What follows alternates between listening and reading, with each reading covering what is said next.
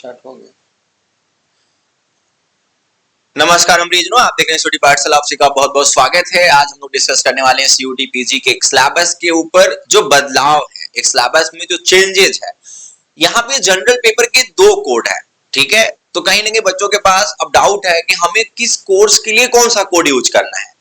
मैं बात कर रहा हूँ सीयूटी पीजी के फॉर्म 2025 में हुए बदलाव के ऊपर। यहाँ पे जनरल पेपर के दो कोड है, एक है COPQ11, एक है COPQ12, ठीक है। यानी कि COPQ12 जो है वो MBA के लिए है और COPQ11 जो है वो लॉ, मास कॉम और ऐसे बहुत सारे कोर्सेज के लिए है, लेकिन दोनों का जनरल पेपर नाम है, ठीक है।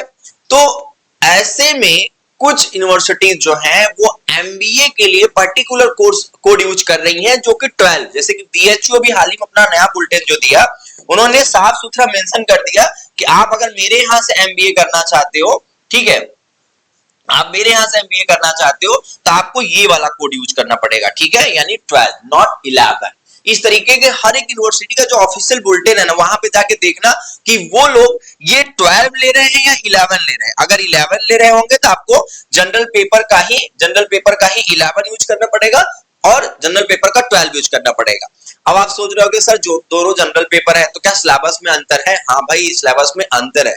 हम लोग इस डिफरेंस को समझेंगे आज इस वीडियो में, ठीक है।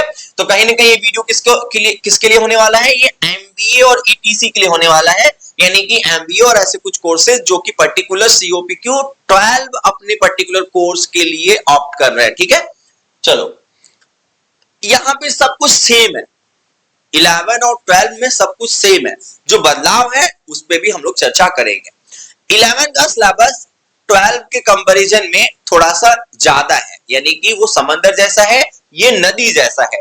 इसका सिलेबस यानी 12 का, ये MBA वाले का थोड़ा सा उससे आसान है, ठीक है। यहाँ पे भी 75 क्वेश्चंस आएगा, वहां पे भी 75 क्वेश्चंस आएगा, ठीक है। यानी 11 में भी कितना आएगा? 75 क्वेश्चंस ही आएगा। सब कुछ सेम है। आपके पास बाइलिंगुअल क्वेश्चन पेपर होंगे, CBT मोड में होगा, टाइम भी आपके पास वही 90 मिनट्स है। लेकिन अब बदलाव कहां पे है? यहां पे भी इंग्लिश है, आपके पास ऑप्शनल है, ध्यान देना, वहां पे भी इंग्लिश ऑप्शनल है और इंग्लिश का सिलेबस भी सेम है, सेम यही इंग्लिश और सेम यही हिंदी। और यहाँ पे भी आप अगर इंग्लिश चूज कर रहे हो तो इंग्लिश आपको चूज करना है और हिंदी चूज कर रहे हो तो हिंदी चूज करना है। इट मींस कि दोनों में से कोई एक चूज करना है, ठीक है। या तो आप ये चूज करो या तो आप ये चूज करो, दोनों में से कोई एक ही यूज करना है, ओके। तो ये सिलेबस भी है, ध्यान देना। और यहाँ पे मैं आपको क्लियर करना चाहूंगा, ऑलरेडी हम लोग इसके लेक्चर्स और इसका टेस्ट सीरीज अवेलेबल करा चुके हैं बच्चों को। बहुत सारे बच्चे हमारे यहाँ पढ़ रहे हैं। अगर आप इंटरेस्टेड हो, पर्टिकुलर आपको 12 का सिलेबस चाहिए, complete lecture, test series, study material, तो भी मिल जाएगा। 11 का चाहिए तो 11 का भी मिल जाएगा, ठीक है, ओके।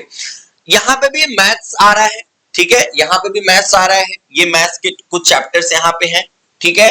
आप वर्क, वेजेस, टाइम वर्क, ये प्रॉफिट लॉस, परसेंटेज, ठीक है, ये सब SICI, ये सब चीजें जो है मैथ के क्वेश्चन जो है वो किसमें आने वाला है? MBA यानी 12 वाले कोड में, 12 जिसमें है। और ये हमारे पास कुछ रीजनिंग के चैप्टर्स हैं जो कि आने वाले हैं, किसमें रैंकिंग टेस्ट है। इस तरीके का पूरा एक जो आपका रीजनिंग का सिलेबस है वो पूरा कवर हो रहा है। ये ऑलरेडी मैंने जनरल पेपर में डिस्कस किया था। और इन सभी को पढ़ाने में लगभग हमारे टीचर जो है वो 15 घंटा और वही लगभग यहाँ पे 12 घंटा, इस तरीके से कुछ लेके आपका लेक्चर्स पूरा कंप्लीट कराएंगे। साथ में हर एक चैप्टर का प्रैक्टिस भी अवेलेबल कराएंगे, यानी कम से कम 20-20 क्वेश्चंस की प्रैक्टिस आप करोगे, जिससे कि आप स्मूथली इस सिलेबस को कवर कर सकते हो, ठीक है। यहाँ पे अगर नंबर ऑफ क्वेश्चंस के वेटेज की बात करें, 75 क्वेश्चंस में लैंग्वेज से कितना आने वाला है, तो वहां पे कोई डिवाइडेशन नहीं, कोई सेक्शंस नहीं है, वो लगातार ऐसे आ जाते हैं, ठीक है। क्योंकि यहाँ पे अब 4 सेक्शन है, किसमें? MBA वाले में, ये MBA का है, ठीक है। MBA में कितना है? 4 सेक्शन है। तो मैं एक मोटी मोटा मान के चल रहा हूं कि हमारे पास अप्रोक्स किसी में 15 और किसी में 20, यानी कि रीजनिंग मैथ मिला के 20 भी हो सकता है दोनों मिला के, और लैंग्वेज अकेले का 15 हो सकता है।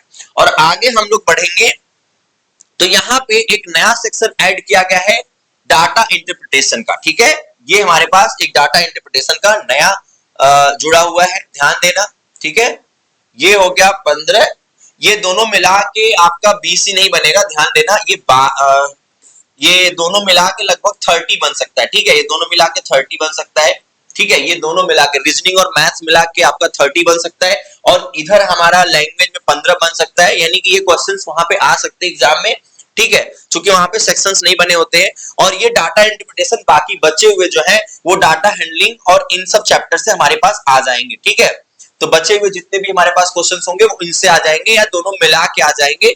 यहाँ पे कोई ऐसी वैल्यू नहीं दी गई है कि हाँ इससे हम 20 क्वेश्चन दे रहे हैं, लैंग्वेज से हम 20 दे रहे हैं, ठीक है, मैथ से हम 20 दे रहे हैं और रीजनिंग से 20 दे रहे हैं। यहाँ पे कोई ऐसा नहीं है, ये सब मिला के भी ये लोग आपको क्वेश्चन पेपर सेट करके दे सकते हैं, तो ऐसे में आप डाउट मत रखिएगा। लेकिन हमें जो अपना प्रिपरेशन जो वेटेज रखनी है वो इक्वल रखनी है, इक्वल रखनी है। मैं कोशिश करूंगा कि इसके हम कुछ फ्री लेक्चर्स यूट्यूब पे लाएं। ठीक है, अगर हम इसके कुछ फ्री लेक्चर्स यूट्यूब पे लाते हैं तो ये भी कोशिश रहेगी कि स्टार्टिंग में ही मैं आपको ये क्लियरिफाई कर सकूं कि हम पर्टिकुलर किस सेक्शंस के लिए कितना समय हमें देना चाहिए, यानी कि लैंग्वेज पे कितना समय हमें प्रिपरेशन में देना चाहिए, इस डाटा इंटरप्रिटेशन की प्रिपरेशन में हमें कितना देना चाहिए और हमारे पास जो रीजनिंग मैथ है उसमें हमें कितना देना चाहिए। अब बदलाव पे हम लोग चर्चा कर लेते हैं। ठीक है, यहाँ पे हम लोग बदलाव में चर्चा कर लेते हैं। ये हमारा 11 कोड, ठीक है, ये हमारा है 12 कोड। ओके, अब हम लोग बदलाव पे चर्चा कर रहे हैं, ध्यान दीजिएगा। ये 11 जनरल पेपर का है जो लॉ के लिए है बेसिकली, ठीक है, मास कॉम के लिए है और एमपीएमआईआर के लिए है, बिलीव के लिए है। इस तरीके से ये कोर्सेज के लिए 11 वाला है। 12 वाला बनाया गया है स्पेशली एमबीए के लिए, ठीक है, और कुछ इसमें और भी हो सकते हैं, वो यूनिवर्सिटी के ऊपर डिपेंड करता है। आप समझ गए मेरी बात। अब इसके सिलेबस में जीके जीएस भी है, ठीक है, जो कि आपने अभी मुझे बताया तो एमबीए में नहीं है। जीके जीएस यानी general awareness and general science जो है वो इसमें है, 11 में है, लॉ वाले पेपर में आएगा। लेकिन हमारे इस एमबीए पेपर में जनरल अवेयरनेस वाला जो सेक्शन है वो नहीं है। ठीक है, अब दूसरा बदलाव क्या है, ये तो पहला बदलाव हो गया। यहां पे हमारे पास बेसिक्स ऑफ कंप्यूटर है, ठीक है, यहां पे हमारे पास बेसिक्स ऑफ कंप्यूटर है। यहां हमारे पास 11 में यानी जो बच्चे लॉ के लिए प्रिपरेशन कर रहे हैं, मास कॉम के लिए कर रहे हैं, एमपीएमआईआर के लिए कर रहे हैं, आईआरटीएम ऐसे जो कोर्सेज के लिए कर रहे हैं उनको बेसिक्स ऑफ कंप्यूटर और जीके जीएस भी पढ़ना पड़ेगा। लेकिन इस एमबीए के सिलेबस में आप अगर देखोगे तो कहीं भी हमारे पास बेसिक्स ऑफ कंप्यूटर नहीं है। खैर मैं यहाँ पे थोड़ा आपत्ति जताऊंगा, इनको बेसिक्स ऑफ कंप्यूटर देना चाहिए था क्योंकि उसका सिलेबस बहुत कम है, मैक्सिमम 10 घंटे का लेक्चर है, बहुत बेसिक चीजें आती हैं, आउटपुट इनपुट डिवाइसेस हो गए, कई सारे हमारे मान लो एक हिस्ट्री ऑफ कंप्यूटर हो गया, इवोल्यूशन ऑफ कंप्यूटर हो गया, टाइप्स ऑफ कंप्यूटर हो गए, बहुत बेसिक चीजें होती हैं। 8-10 क्वेश्चन हम लोग आराम से अपना बना लेते चलते चलते, तो वो रखना चाहिए था। और वैसे भी एमबीए जो है एक प्रोफेशनल कोर्सेज है तो कंप्यूटर का नॉलेज पूछना चाहिए था, लेकिन कोई बात नहीं है, इन्होंने डाटा इंटरप्रिटेशन पे फोकस किया हुआ है, हो सकता है यहां से क्वेश्चन ज्यादा बनाए। तो ये चैप्टर्स हैं आपके पास टोटल, आपके पास बदलाव मैंने डिस्कस कर लिया कि CPQ11, COPQ11 और COPQ12 में जो डिफरेंस है वो है इसका सिलेबस बहुत बड़ा है। जनरल अवेयरनेस भी आना है, बेसिक्स ऑफ कंप्यूटर भी आना है, लैंग्वेज भी आना है, लॉजिकल रीजनिंग, मैथमेटिक्स मैथ्स भी आना है, ये तमाम चीजें इसमें आनी है। लेकिन इसमें हमारे पास ये सब चीजें नहीं आनी है।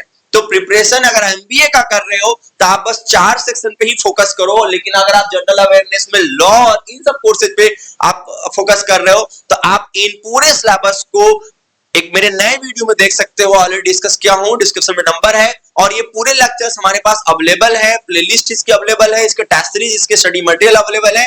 आप चाहें तो कोर्स ज्वाइन कर सकते हैं, इसी नंबर पे आप डिस्क्रिप्शन में एक नंबर है, उस पर कॉल करके आप कोर्स की इंक्वायरी कर सकते हैं। मुस्कुराते रहे, बहुत सी शुभकामनाएं हैं। हम आपका 60 डेज में सिलेबस कंप्लीट करा के प्रैक्टिस करा के टेस्ट सीरीज प्रोवाइड करा देंगे। हर हर महादेव।